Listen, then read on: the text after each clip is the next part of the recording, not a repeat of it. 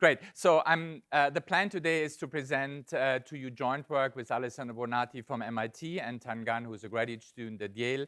I'm going to try to move at a fairly rapid pace. This is all work in progress, and so clearly not much is settled here. But what we're really interested in is trying to understand and study markets for information.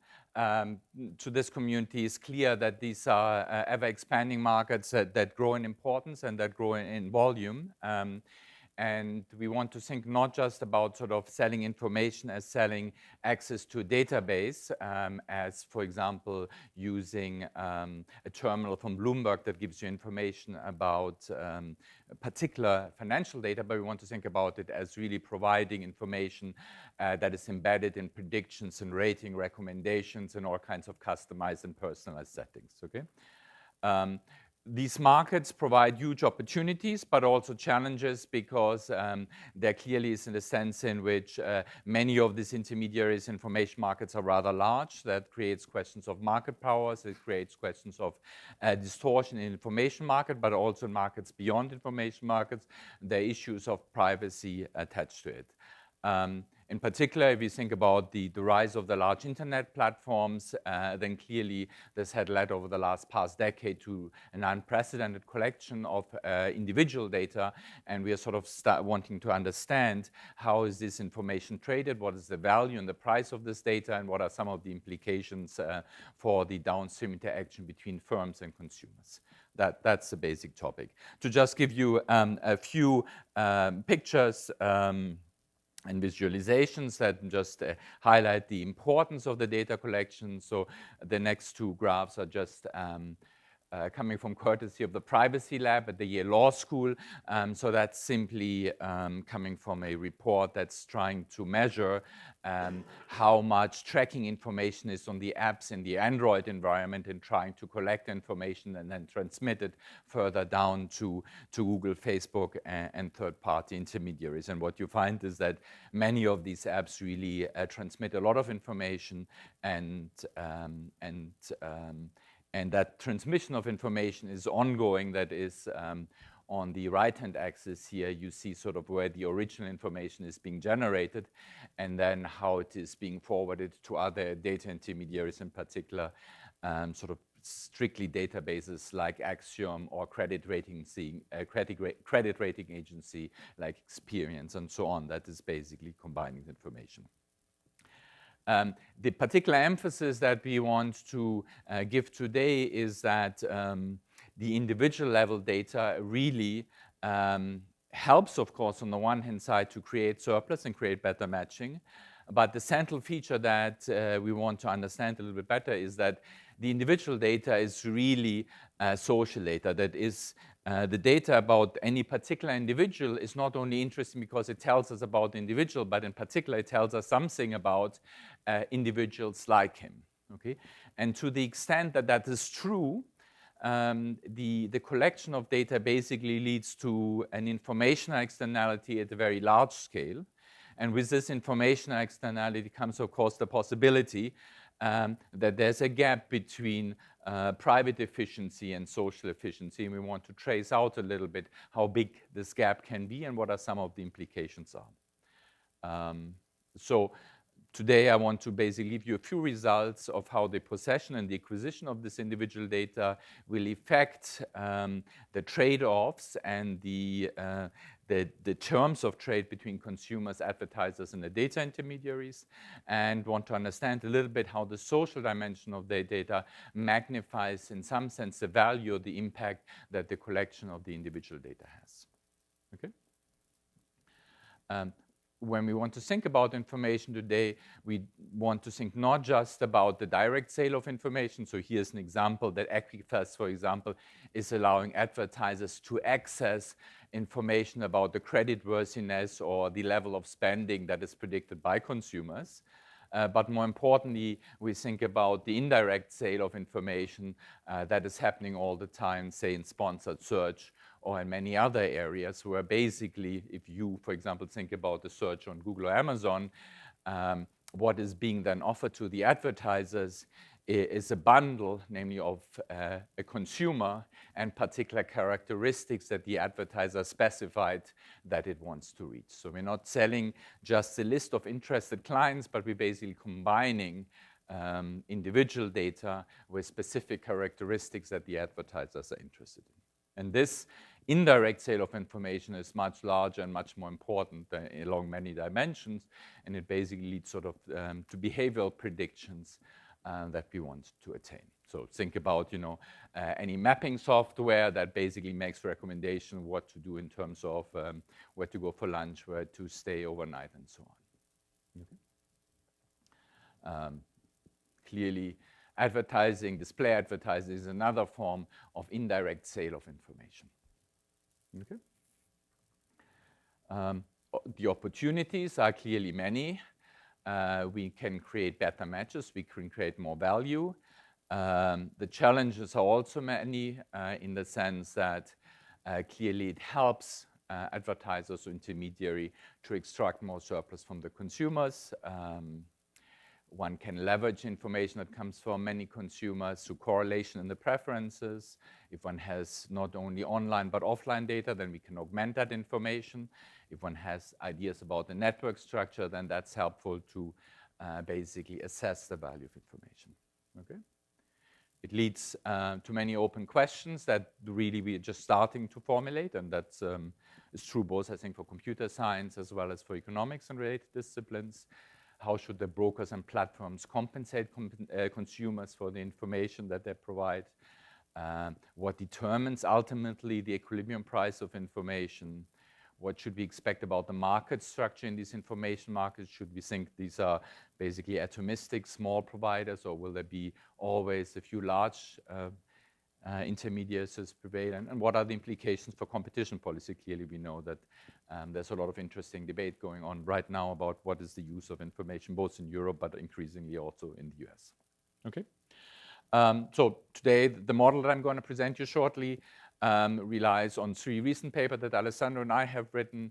There's, I should point out, a very important early work by Admati and Fleiderer on how to price information for the purposes of financial market. This is really classic work, and recently both in the computer science and economics literature there's work on how to price information that approaches it from a mechanism design point of view. Okay. Graphically or visually, this kind of scenarios, institutions that we're interested in is basically represented by this triangle here, where we think underlying is an interaction between the consumers and the firms that generates the social value. The data intermediaries basically serve to both create the match, but also determine the trades or the terms of trade between consumer and firm. Okay, so the data intermediaries collect information. In exchange, they provide services or monetary payments to the consumers, and then they hand on this information to the firms, to the advertisers, and try to extract the compensation from the firms.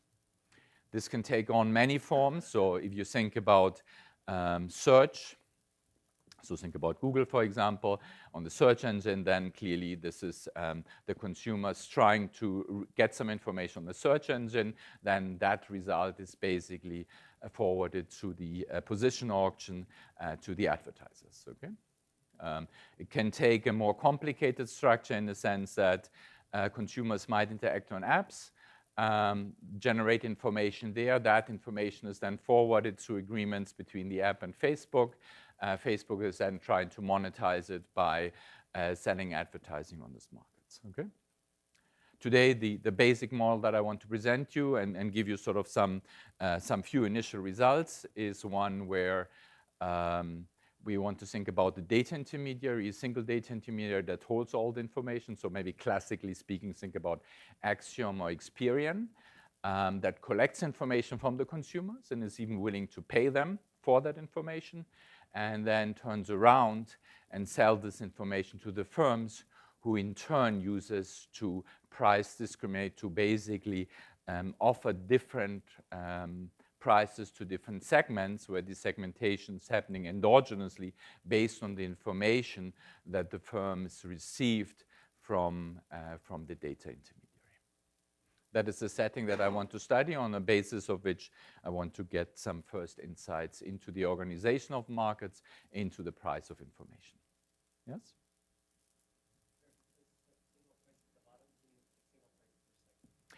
Single price per segment per information that they have. Yes, thank you very much. Okay, so good. Let me at least give you an idea of the model and then go through it. So we want to think about a single data broker, which is basically intermediating between the consumer and the firm. They're end consumers, they're collecting the information, and then there's a monopolist seller who's trying to use that information to choose a more sophisticated pricing policy. Each consumer has a type or willingness to pay for the object, and that willingness to pay is simply the sum of a common shock, that is something that is common in the population, and then an idiosyncratic shock, something that's idiosyncratic to him. So that's reflect our idea that individual data presents social data, in the sense that the valuation of the consumer is both informative about his idiosyncratic shock, but also about his common shocks. And the more we know about consumer I, the more we can infer about the valuation of consumer J. Okay? The consumer simply has a linear quadratic objective function. That is, he wants to maximize his consumption minus the price he has to pay for the choice of quantity he's acting. And the seller is simply setting a single price for every segment and wants to maximize the revenue it can achieve from the consumer. So it's the underlying interaction between the consumer and the firm is very simple. It's simply a price discrimination problem. It will become more interesting when we think about the role that the intermediaries play. Okay? In order to think about the social data aspect, we're going to today just talk about the normally distributed environment. That is, the valuation of the consumer is normally distributed. Coming in, he's a little bit uncertain about this valuation is. This valuation is subject to an aggregate and idiosyncratic shock. Okay? And when the firm or the intermediary then passes on the information to the firm, then it can choose to just pass on the information as it is, or it can choose to noise it up, that is, convey less information. Okay, so it has basically a choice both in terms of how it prices information, but also on how accurate the information is that it's providing to the firm. Okay. Okay. So the timing is very simple. The data broker commits to an information structure. He offers payments to the consumer to receive the information, and in turn asks the firm to pay a lump sum fee for the information that he's providing. Okay. They accept the offers or reject the offers, and then receive some private information that they pass on to the intermediary, and that is then passed on, modified if possible, that it's noisied up if possible, conveying less information if appropriate, and on the basis of that information, the firm can then ask for a price that uses, basically tailors the price to the segment. Okay? All right, so let me just emphasize the social aspect of the data. That is, every data point that I'm gathering from the consumer will tell us something about his willingness to pay, his type, okay? But because of the common nature of the data, it is also true that it will tell us something about the expected willingness to pay of the other consumers. Okay? And that is what's created the informational externality. That's even if I'm anticipating that the information that I'm forwarding to the intermediary, say to the credit rating agency, will have some impact on my resulting net utility, I will not and cannot be compensated for the value that this information has in the pricing vis-a-vis a third consumer, J. Okay? So I'm not getting compensated, nor is that other consumer compensated for the additional exposure that he's going to face, given that the information is being collected and the information displays some correlation. Okay? And that's really the source of the externality. Okay? It's, if you wish, a positive externality in the sense that we're providing more and more information. But of course, in the marketplace, because of the pricing, this might well turn into a negative externality, negative exposure by the consumers, and that's what we're trying to do, to investigate. Okay, so the pricing problem for the firm then is very simple. he knows that the firm is simply going to set a price P that will lead to some consumption. This is a linear quadratic framework. This is entirely standard. And what the firm is trying to do is for every information that it has is trying to find the optimal price. Okay. How is information and surplus related to each other is the first question we want to ask. Okay. We can, for a given information structure, compute what the consumer surplus is.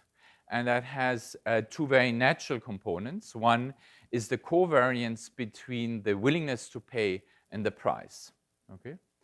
If that covariance is high, then that of course means that the price will respond to a high willingness to pay for the object, which is a bad thing from the point of the consumer because it basically tells us that we're going to extract the surplus. Okay? So that's the source for the need to be compensated for the information that I'm forwarding as consumer to the information intermediary. Okay? Okay, and that's precisely what the consumer is going to ask for. Okay? Good. Now, will there be actually information transition equilibrium? And what's the nature of the information that is being traded between the consumer and the intermediary? Okay, that's the main question here. If we start out with one single consumer, then we actually find out that there will not be any scope for information transmission because this is a classic problem of third-degree price discrimination where actually it is harmful for the consumer to forward the information because it will largely be used to extract more surplus without creating a sufficient amount of additional value. Okay? So if I'm just trying to get information about the idiosyncratic preference of the consumer and then pass that forward to the firm, then under no circumstances and under no informational policy can I create a valuable market for information. Okay? But the thing changes very dramatically, and that's the basic logic that was actually formulated originally by John Robinson in 1933 already about the negative effects of price discrimination on consumer welfare as well as social welfare. Okay? What is interesting is that this changes rapidly when we have more than one consumers and when we are becoming aware of the informational externality that is in play between the consumers. So I'm going to present you one main result on when there will be profitable intermediation, when there will be scope for a data intermediary to actually pass on the information, even though the consumers fully anticipate the damages that the information does to them. And then I'm going to think about what happens when markets become large, that is when there are many consumers. And I want then to think about what happens when the firms or the intermediary offer many services, many ways to source information. Okay? So the first result is that we can actually have information transmission if and only if a particular ratio or a particular relation inequality satisfies, and that is saying if it's the case that the size of the aggregate shock about what we're trying to learn times the number of buyers in the market is large enough to outweigh the idiosyncratic information, then there is scope for information division. And the idea here is simply to say if that product between the number of consumers and the aggregate shock is large enough, okay, and clearly it will always be large enough if we choose n to be large enough, then the informational externality is strong enough that we can basically just pass on the aggregate information. We actually need to compensate the consumer very little, and we will have scope for information acquisition, okay? In terms of how much information should the data intermediary optimal provide, we can show that he never would want to add idiosyncratic noise, but that it will be profitable for him to actually not forward all the information, but just offer a noisy version of the information that he has collected. Okay, so there will be some residual privacy as part of the optimal information structure. Okay. So here's a plot of that, right? So if I'm thinking on the right-hand axis, I let the individual source of variance, the sigma theta I, grow. Okay, how much noise do I need to inject to have profitable trade of information? And when the idiosyncratic variation is large, then I need more noise because I basically want to suppress the individual exposure of the consumers to surplus extraction. Okay? Good. Now, two natural questions to ask in the setting is what happens if we have more and more consumers. Okay? So here we see the power of information coming through. Let's think about Fi as the individual consumer compensation that the consumer gets for forwarding his information to the intermediary. And let's call G the brokers or the intermediary revenues. Okay? Then what we find is, holding everything else constant, is that the per capita revenue that the broker is generating is actually increasing in the number of consumers because informational externality is becoming large. Okay? And in fact, his profits, as there are many consumers, eventually grows linear in N. Okay? By contrast, the actual compensation that the firm has to provide to the aggregate of the consumers, that is converging against a finite number. Okay? So that basically means that when we have many consumers, the individual compensation will eventually go to zero. Okay, so that might give you some indication why I often think about, Facebook or Google. There's actually no compensation at all, and maybe little compensation in terms of services, but nothing in terms of a monetary reward for the information that you provide. Okay. So here's just a plot of the consumer compensation is large if in some sense there are few consumers and therefore the externality is not working very well, but as soon as there are many consumers, the externality is becoming so strong that actually the compensation declines, the total compensation declines, but of course the information that the intermediary is gathering is increasing all the time. Okay, so the value of information keeps on increasing. Okay, and that's then reflected in the data broker's profits, which grows linearly in N. That is, every additional piece of information helps both in terms of allowing a sharper estimate, but also helps in terms of selling that service to the firm who just has one more consumer to which it can tailor its product and its price. Okay, so that shows you in some sense the almost increasing or at least linear returns of scale for information without much bounds. Okay. So that was what happens when we have more and more consumer and the information externality is becoming strong in that sense. The second question is we could ask what happens if we have more and more sources about information about the individual consumers, right? So if you think about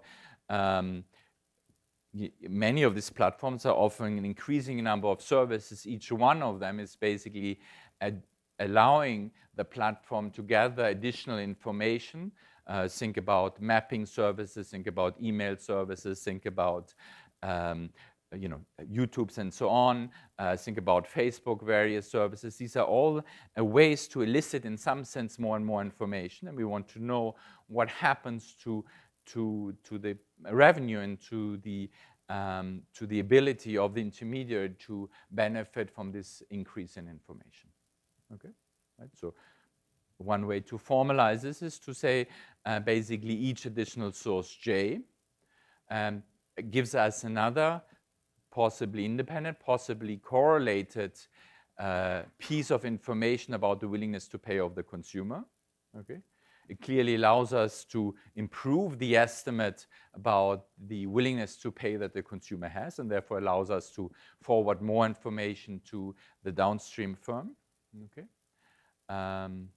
What are the effects of this? Well, we might want to say what happens if we can offer more and more services. So let X be the number of services or the number of sources of information that allow me to gather information about the preference of consumers. What we find is that the more sources I have, the less noising up, the less privacy I need to guarantee. And again, the broker's profits, the intermediary profits are actually convex in the number of resources. So that tells us the more services we provide, the better is the information in some sense interacting in terms of providing information about the willingness to pay of the consumer. Okay. Let me sort of think about 2 or 3 extensions that are natural to think about is when I now thought about the interaction at the downstream between the consumer and the firm. I focused intentionally on price discrimination, intentionally because in the absence of intermediation, there was no scope of forwarding the information, okay, but in the presence of the externality there is. Now, this is, of course, just one particular way of using the information. There are other ways in which I can use information, or the firm could use information. For example, it may want to match its service optimally to the preferences of the consumers, right? So in that sense, the consumer now clearly would want to convey that information much more straightforwardly because it just helps the matching. He's not so much concerned about the surplus extraction, okay? So think about now, they're not just being one firm downstream, but many firm downstreams, all with their individually different objectives, okay?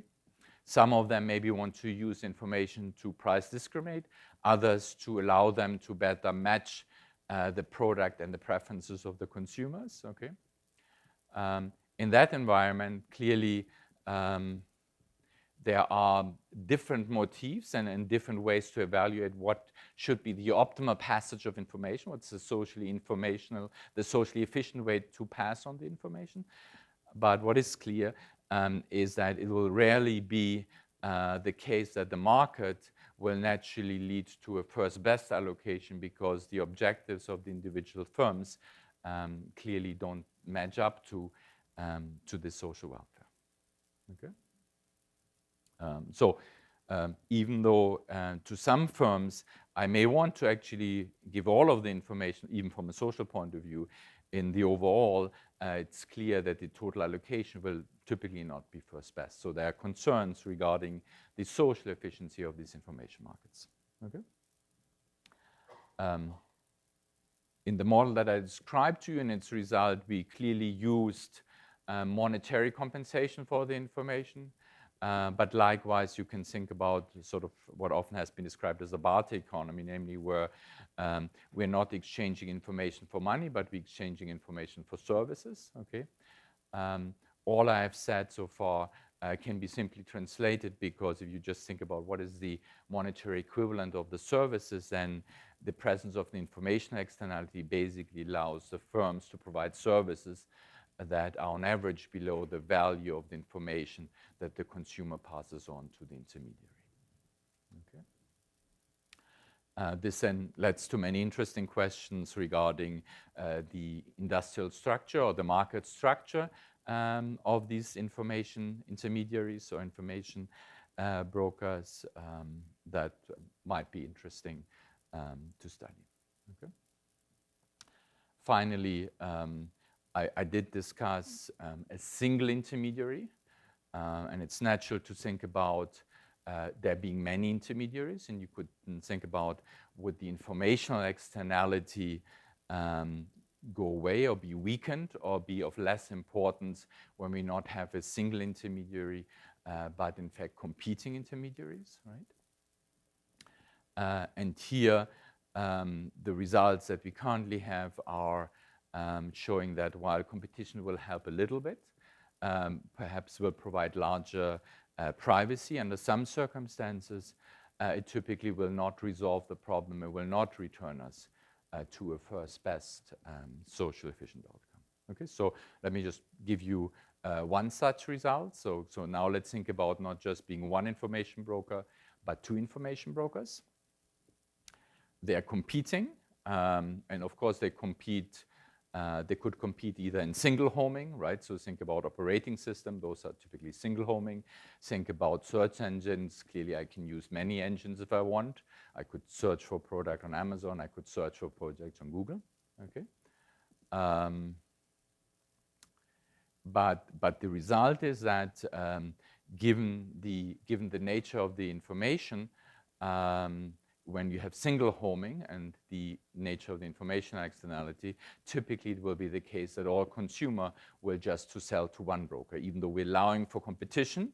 Because of the informational externality, the firm that has the larger base will be able to offer more favorable prices to the individual consumers, because in some sense he is exposing the individual consumers to less of an informational externality. Much of the information has been gathered already, so the damage that is being done is less. Okay. With multi-homing, it will be the case that typically consumers will be able to sell to all of the brokers, but it will not change the total amount of information that is being passed along. Okay.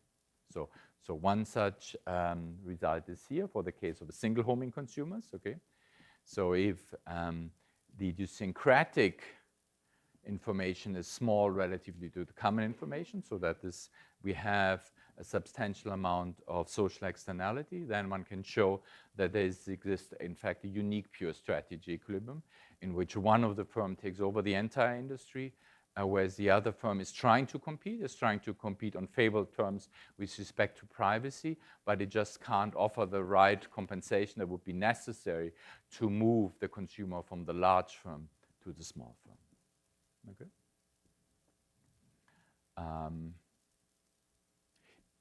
Even though we're basically now collecting all the information in one firm, even though we offer competition, there's some effect in terms of the privacy which is given to the individual consumer. So in a competitive environment, this is the picture here, the firm that provides all of the information will introduce more noise in addition to the firm, that is, will grant a higher level of privacy typically than it would do in the absence of a competition. So there's some ameliorating, attenuating effect, but that's not enough to basically get us to a first best.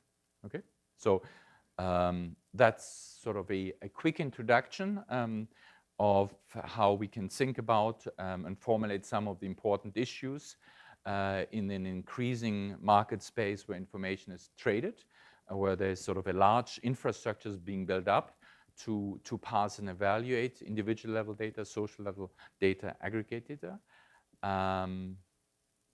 What I hope to convince you is that there's naturally a tendency for large intermediaries to rise in this market, and that the revenue of those are typically increasing faster than linear, or at least linear, both in terms of the number of services that they're providing and also in the customer base that they have access to. Okay? Competition, early analysis indicates, doesn't really address and help solve this problem. And so that lets us to think about what are the implications for thinking about the market structure, for regulation possibly in this intermediation sector, in the sector for trading of information. All right.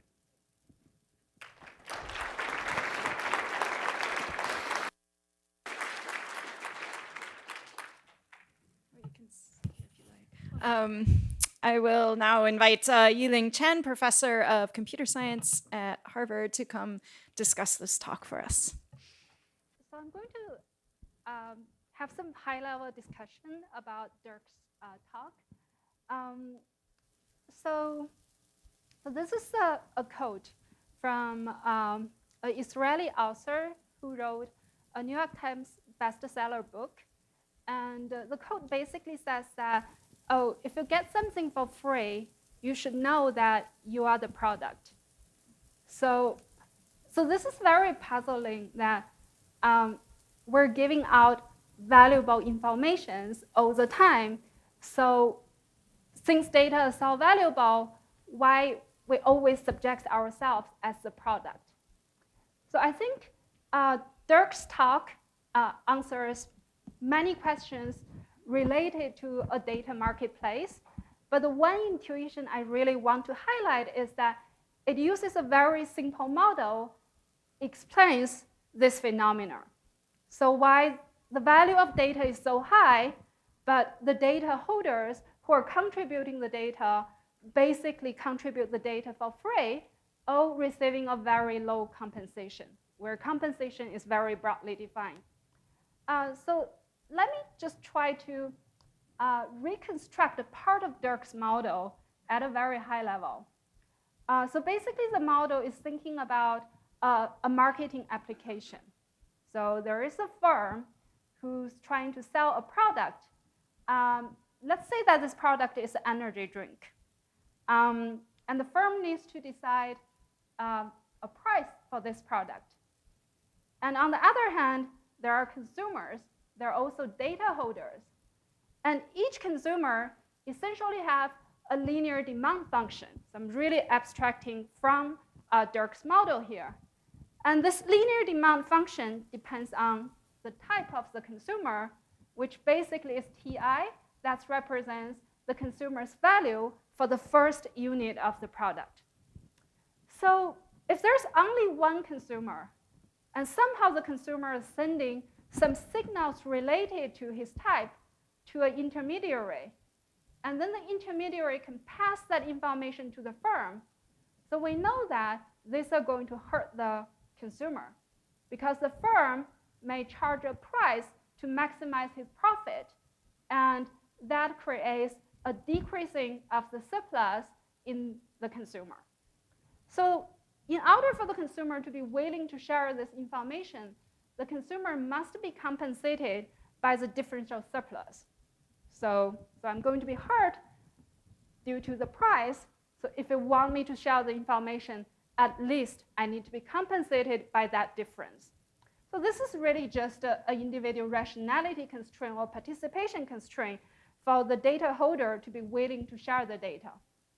So this seems to be quite reasonable for this single green person. And since the right person below doesn't share any data, so the right person probably shouldn't be compensated. But sometimes the consumer's preferences are correlated. And this is exactly the model that Dirk tried to capture. So suppose that the valuation of the consumers are actually correlated. So the correlation is constructed using a common component theta, so which is normally distributed with a mean and a certain variance. And then each consumer's type also has an idiosyncratic component that is theta I. So the variance of the theta part essentially tells us how correlated the individual's preferences are.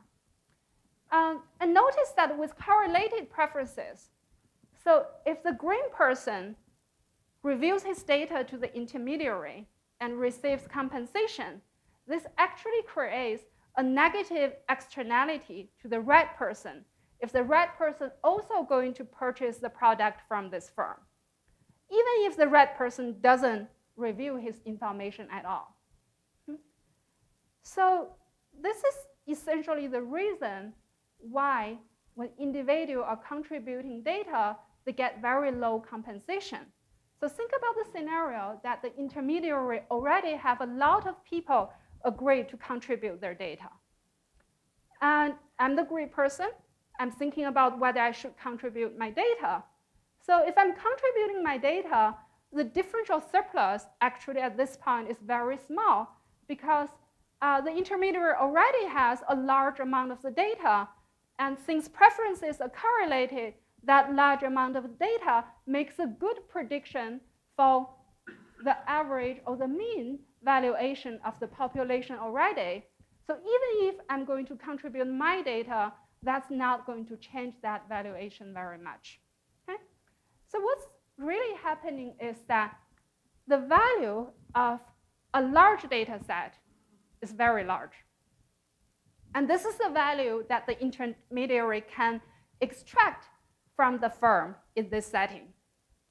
But what the intermediary needs to pay to the data holders, to the consumers, is only their differential surplus. And as the number of other people who are willing to contributing increases, that differential surplus is very small and diminishing with the number of the data holders who are sharing their information. So as you can see that the left-hand side is the value that, or the revenue that the intermediary can extract from the firm. And summation of the right-hand side is what the intermediary needs to pay to the data holders to get the data at the first point. So the intermediary has the market power and gets most of the profit from intermediating the data transfer process. So, and the simple model allows Dirk to analyze how much correlation of the preferences to make the intermediary to be profitable, and what's the optimal way for the intermediary to decide how much noise to add before transferring the data to the firm. Okay, so there are a lot of other results in Dirk's talk, but that is the one that I really want to highlight because I think that essentially explains, we have to consider the externality of individual data because it's not like that revealing my data doesn't impact you. Actually, revealing my data impacts you a lot. But probably the better way to say is that if ever one of you reveal your data, that's going to have a very big impact on me. So that's very complicated. So I'm almost asking the question that since the intermediary has a lot of market power and seems to extract most of the surplus in this whole process, and while the data holders are the ones who contributing the data, they're not compensated much. So is that a fair outcome? So how should the value generated by the data be distributed to the multiple parties? And it also has a related question is that, what type of intermediaries do we really need? Since we have observed that a profit maximizing intermediary are going to have a very large market power, and that's may not what we want, and then should we form other types of intermediaries to return more value to the data holders? And I think this is something that Dirk briefly mentioned in his talk already. So the model talk about informational externality as a result of a single data holder transferring his data to the intermediary has an externality to other data holder. So that's the left-hand side. But when we have multiple data users, so because remember that, it's costly to generate another copy of data. So there's basically infinite amount of supply of data. And I can sell my data to one data user. I can also sell my data to multiple data users. And if there are two companies both selling energy drinks, then they're essentially competing on information. And there's externality on the data user side too. So if I consider externality on the data user side, how does price of data work? And what's the optimal way for us to think about surplus and allocating the value contributed, generated by data? Okay. This is also related to a question of what should we sell?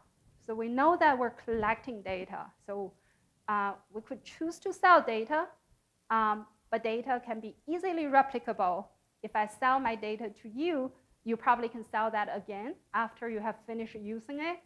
And also with competing firms, maybe the firms cares about exclusive use of the data. So maybe we can sell licenses of data. And in that case, we do not directly sell the data itself. We're selling licenses to access or the use of the data and maybe having a limited quantity.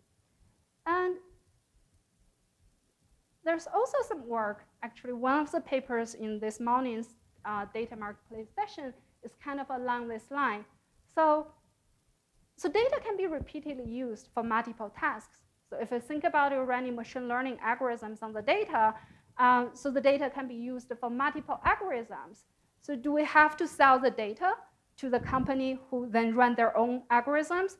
Or we could just say that, give me your algorithm, I'll allow you to run the algorithm on the data, and then I'm going to tell you what's the outcome. So that is considered to be, can we sell the insights that one can get from the data? If we think about even further along this line, we don't really have to sell the data. And especially if we think about the data intermediary has a reason to actually collect a profit, then maybe we can sell models. So Google is very good at using and figuring out what's the optimal machine learning algorithm to use on a data set much better than what I can do. So if I have a problem, maybe I can just describe the problem and give that to the intermediary, and the intermediary who has access to the data can actually pick a best model for my problem and then give me not only the insight, but also the model to use for my problem. So that's a lot to think about, and this is like kind of unique to thinking about data, because when we talk about physical goods, we either sell the physical goods or sell like a divisible part of it. But when we're selling data, it seems that there's different level of knowledge that we can sell. And the next thing I want to mention about in this whole ecosystem of data is that, so sometimes there are multiple data users. They may not directly have an impact to the utility of the data holders. It could be just the companies are running algorithms, or they have some statistical model that they want to estimate, or researchers who's carrying out their research. And so algorithms and statistical models have focused a lot to achieve a good performance, but that's all under the assumption that we have a representative sample of the data. So if we're thinking about that people can treat data, or compensating users for providing their data, so there is a question about whether this process are going to create a biased set of data. And if that creates a biased set of data, that's going to affect the subsequent algorithms and statistical estimation that requires like us to rethink about what's the best algorithm and what are the best statistical procedures when we're dealing with data generated through a data marketplace. Okay, and the last thing that I want to mention is privacy, and I put it the last because this is probably the first thing this community will think about when people talk about a data marketplace. And indeed, there are quite some work that's already trying to address that. So when people are trying to sell their data, but the data holders care about their privacy, what's the best way to price the data such that we can preserve the privacy? And usually the community takes a differential privacy approach. So adding noises to make sure that so changing one individual's data is not going to affect the outcome significantly. But if we look at Dirk's model, when the preferences are correlated, so it is pretty good with respect to the differential privacy perspective, because whether have my own data contributed or not are not going to really change the price that much, because given everyone else's data, the firm can already have a good estimation of the demand of the consumers. So in that sense, each individual are not going to affect the outcome very much. And from a differential privacy perspective, that seems to be good. And probably it doesn't really need a lot of noise to be added. But this certainly seems to be problematic because given all the data, the firm learns a lot of things about the valuation of all the individuals. So how should we think about the economics, the value of the data together with privacy, especially when there's the social data consideration, when preferences of data are correlated? So I'm sure there are many other interesting problems. This is a very new area, and I think it really requires multidisciplinary investigation and thinking. Thank you very much.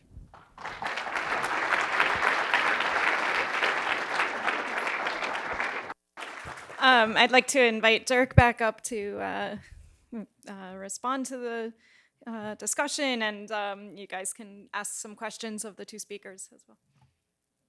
I guess I would just Can you do it with the mic, because we have people remotely, actually. Thank you to Yiling for the discussion, and that was very nice. Thank you. So it gives me a lot of things to think about, but I think then I think maybe we should just open it to Okay, great. So questions from the audience. Ilya? So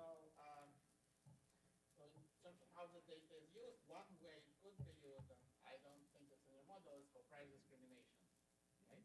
So, and if data is used for price discrimination,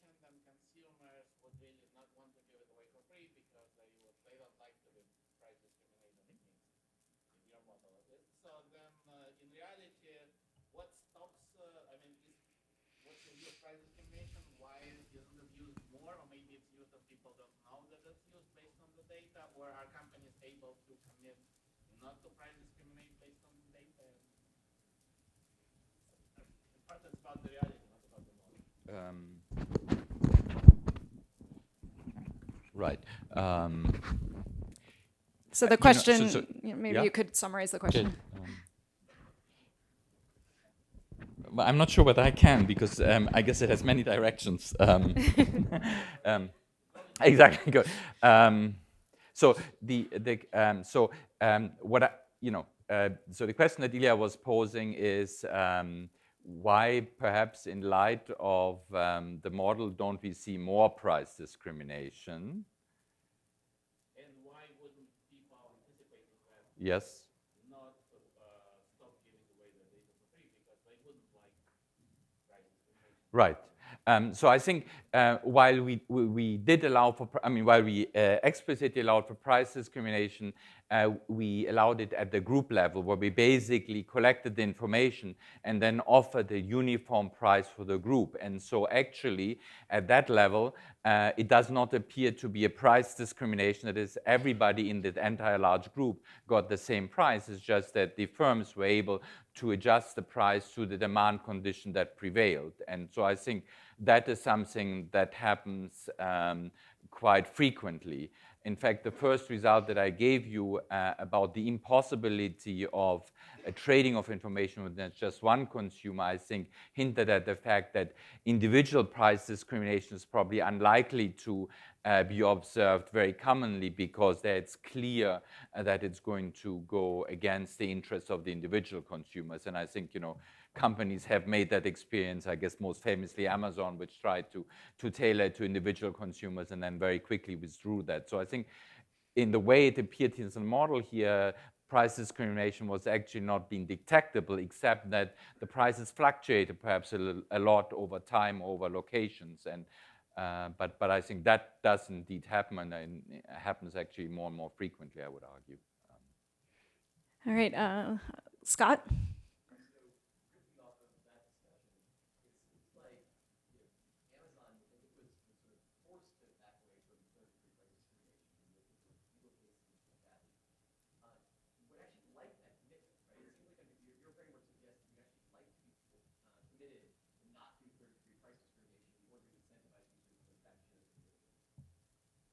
Yeah, I think that's right. That's the correct summary, I think. Yep.